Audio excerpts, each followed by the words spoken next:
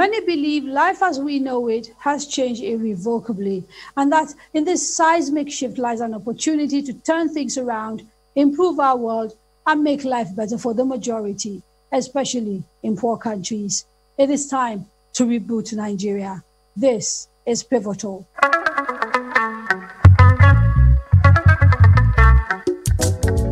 This has been an eventful and some would say difficult year globally. The world seems to be staggering from one crisis to another. There's a pandemic, the kind of which was last seen in the 1920s. The impact on how we conduct our lives has been drastic. Human beings who are fundamentally social animals have been forced to change their behavior in order to protect themselves from getting infected. They feel isolated, and we have seen dramatic increases in stress levels. Not least because the pandemic has also brought to the fore some of the biggest underlying problems we have. Add the economic downturn and the social turmoil many societies face, and the picture is not pretty. As we prepare for the end of what has been a turbulent year and the start of what should be a festive season for the Christians' holiest holiday, Christmas, both the global and national situation remain uncertain. So what role can faith and religion play in helping people navigate these difficult times? In the short and medium term, do faith and religion have an answer to not only personal but also collective traumas that people are going through? What about in providing solutions to the underlying causes of some of those traumas? Today, on this special Christmas edition of Pivotal, I'm joined by leading and respected Nigerian pastor, Reverend Sam Adeyemi of the Daystar Christian Center. Thank you so much, sir, for joining us on Pivotal today. It's a pleasure to have you and an honor as well. Thank you, Kaderia. It's a pleasure to be with you on Pivotal today. Thank you, sir. So, sir, let me start by asking, what should be the role of faith and religion during these trying times? In difficult times like this, the first thing you observe is there's a lot of pressure on our minds. Our minds tend to go into the negative. There's fear. There's a lot of anxiety. People have lost their jobs. People are afraid. That's where faith comes in. First, faith fixes our attention on God and on his sovereignty, on his power. So where we are powerless and have the tendency to be despondent, once we shift our focus on God, then our situations are not impossible anymore. We're not dealing with an impossibility anymore. Then we have hope that there's a possibility things will turn out right later. So faith kind of shines the light for us in a time of darkness. So faith is absolutely essential for a time like this. Helps us to find that true north, that pathway through a time of gloominess and darkness like this. Now, there are people who believe that what faith and religion, and I'm not using them interchangeably, I know they're different, but that both faith and religion have a very negative impact, actually, because they cause people to be able to deal with disruptions that would normally be catalytic in leading to fundamental change, particularly in societies. Well, the truth is that religion, can produce two outcomes. It's either religion produces conformists or it produces catalysts for change. Now, when people listen to religious leaders, they listen with trust. They listen with faith.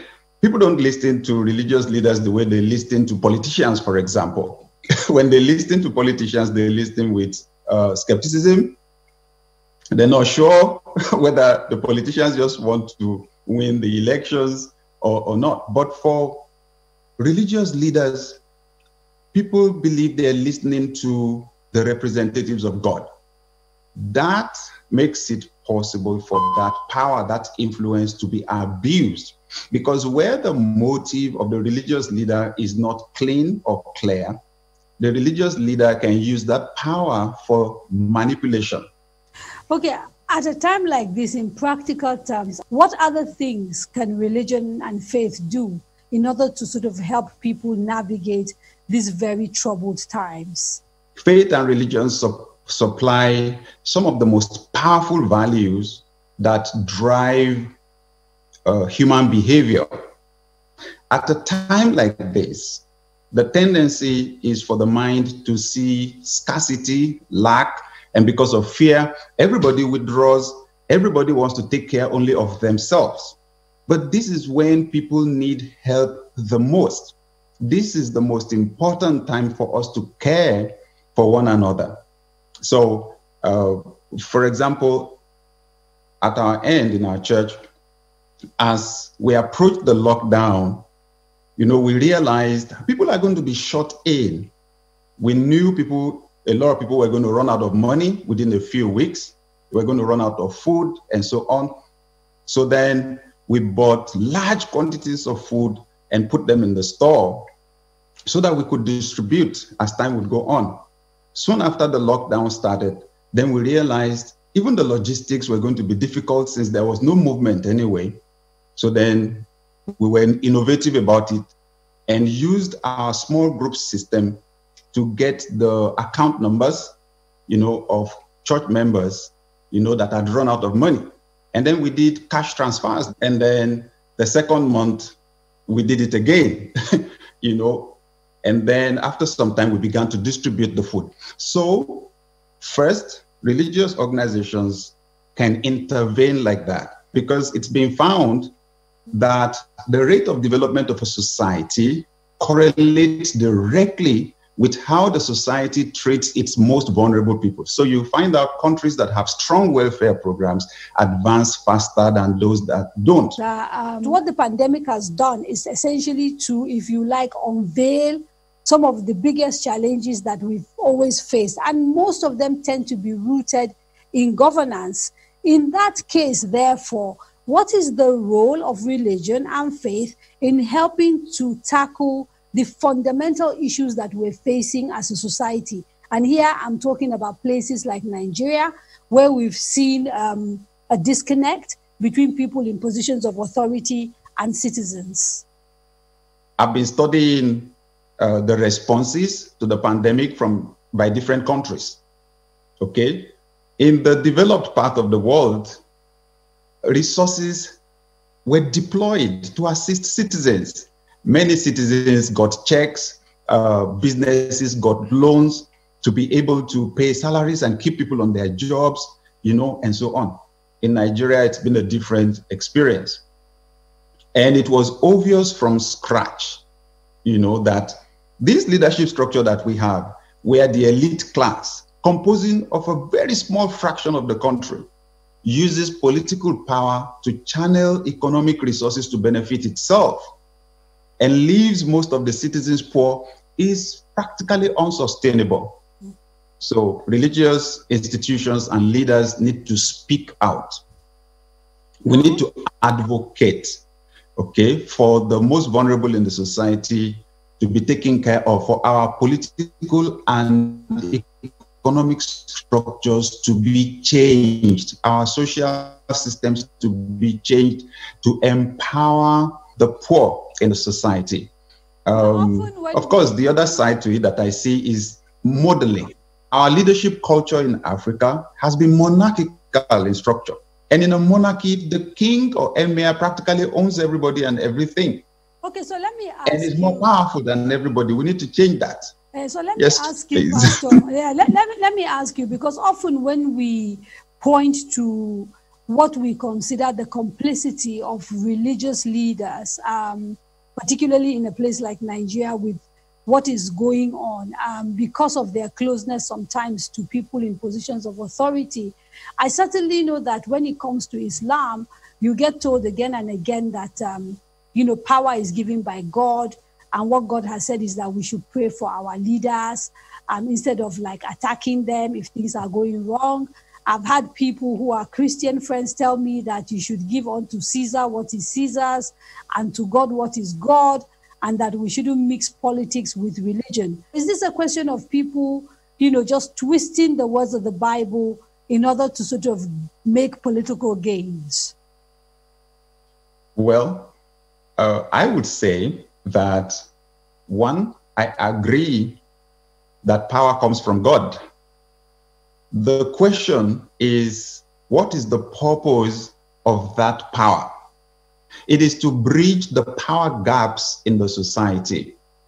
You have power gaps everywhere. You have power gaps, for example, in terms of gender. You have power gaps in terms of generations.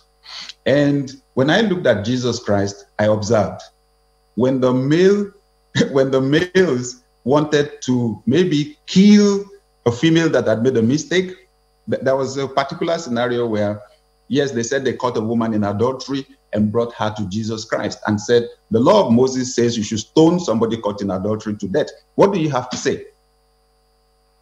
Now, the amazing thing there was, it was men that brought the lady. They said she was caught in adultery. Where was the guy? Where was the man? Was she committing adultery by herself all alone?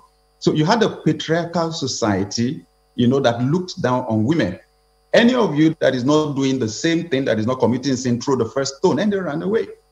When children wanted to approach him, his disciples wanted to shoo them away. What are children doing here? He stopped his preaching. And Pastor, that's a great story. But, the nature of the followers of Christ, dare I say, is that they were slightly more morally superior to current leaders, because right here under our noses, people who are actually not guilt-free are sometimes the first people to throw stones.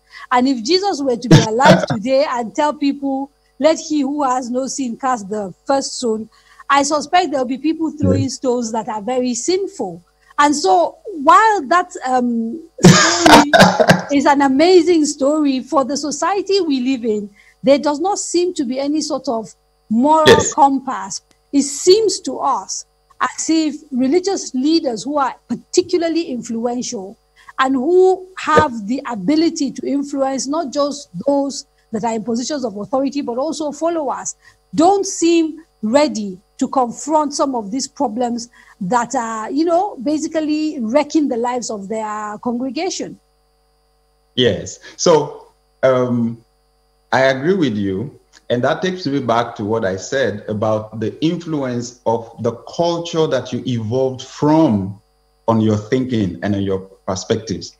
The Jewish nation that Jesus was born into was quite similar to ours in many ways, but at least they had a code, a moral code already, that their ancestors had believed in. In the Yoruba culture that I come from, the name we call our king is someone that is right next to God, is a deity. And then we name all our institutions after the king. The market is Ojaoba, the king's market. The farms, Okuoba, the king's farm. Even government is Ijo-Oba, which is the assembly of the king. As long as you have that kind of a structure, the powerful are extremely powerful and the powerless are extremely powerless. I'll tell you why it is appealing to religious leaders. It is because that is what the people themselves want. That is what they value. Our people like to idolize their leaders. So leaders are also tempted to show power, to show wealth, and all that, because that's what people really, really want. You can attract a crowd when you do it that way.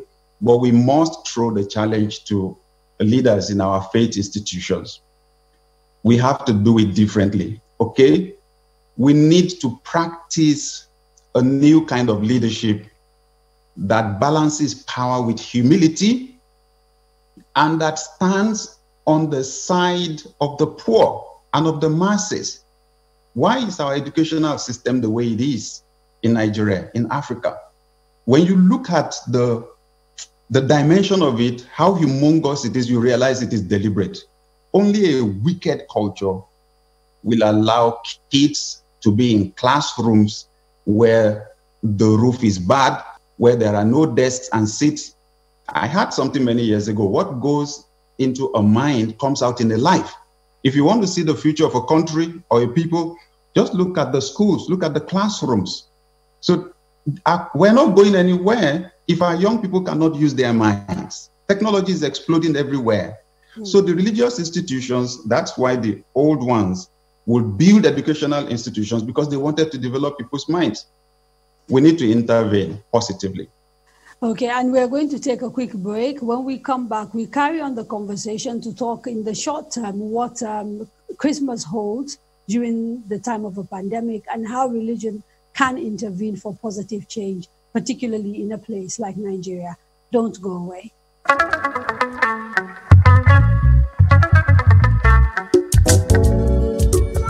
Welcome back from our break.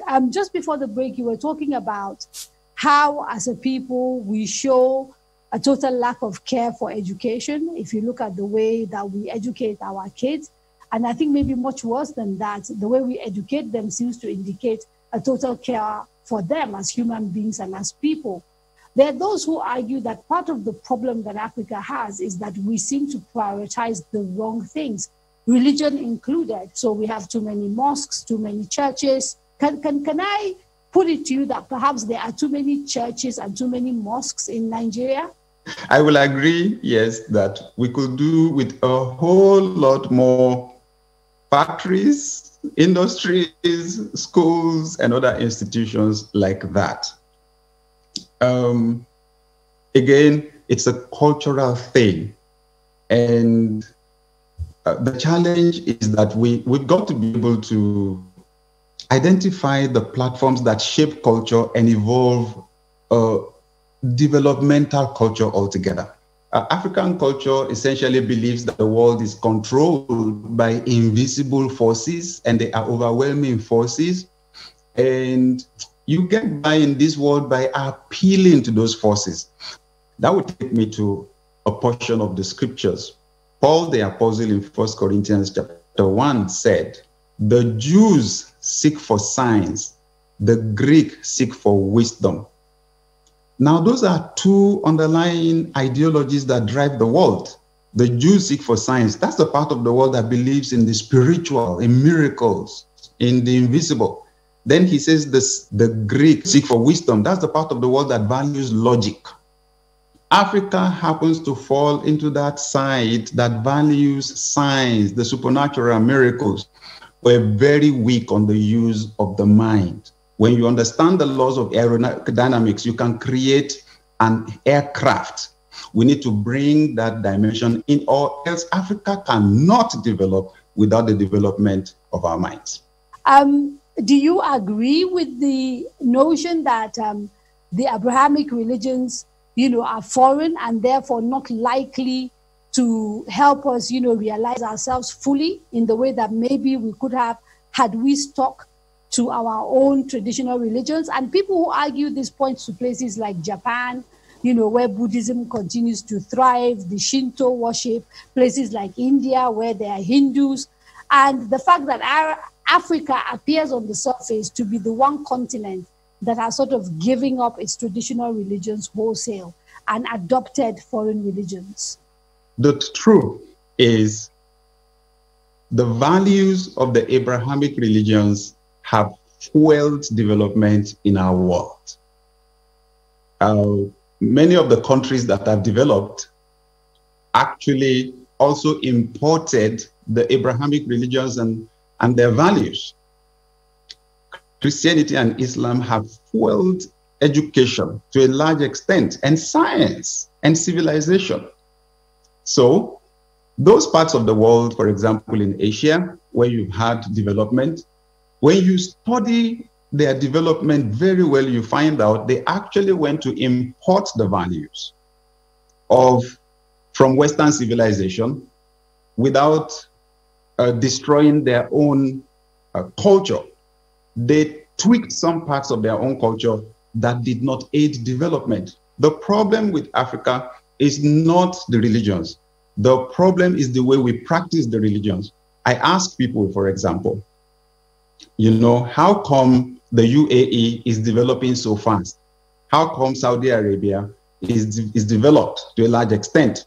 I ask why we don't have Almajiri's young children begging on their own streets there. The religion is not the problem.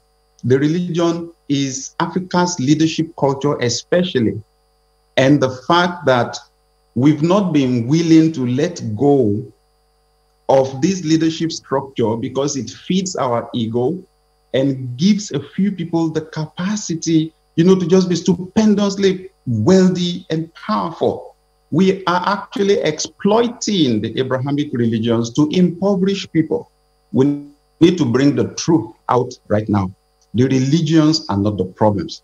The religion is with our traditional thinking that likes to enslave other people, that likes to oppress other people, that does not actually show and practice true love. It's unfortunate that right now, then we don't even see the difference sometimes between leadership in our religious institutions and leadership in the political institution or in the economic sphere. Okay, we need to set a new standard. Love must drive leadership. Love must drive leadership. It sounds very good, but we are in a country, where, like we agreed, the pandemic has brought literally the underbelly of the society up, into the light. So the problem in the Northeast with Boko Haram terrorists seems to be exacerbating.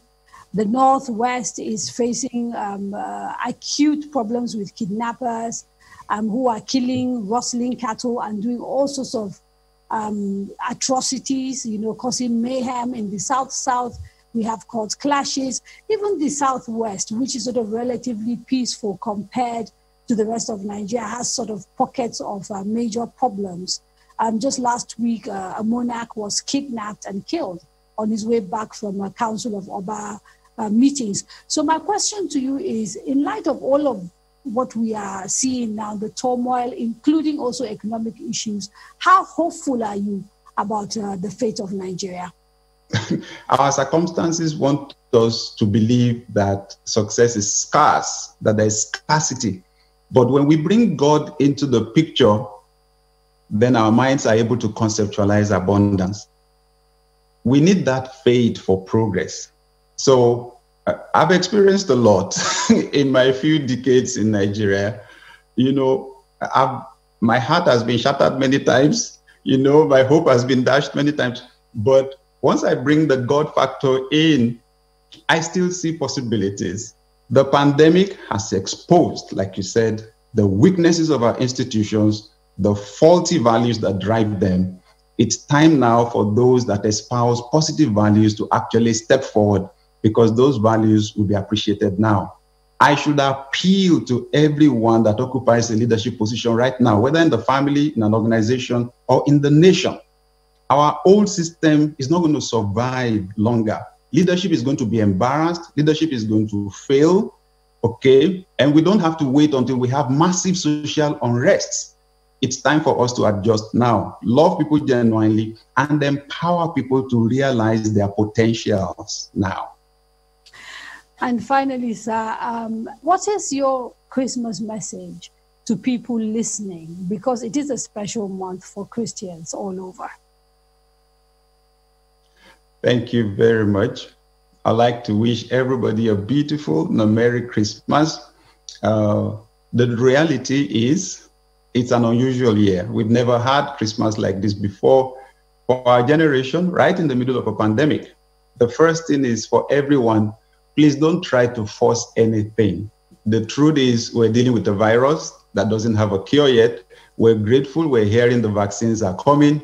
It may take some time before they get around to everybody.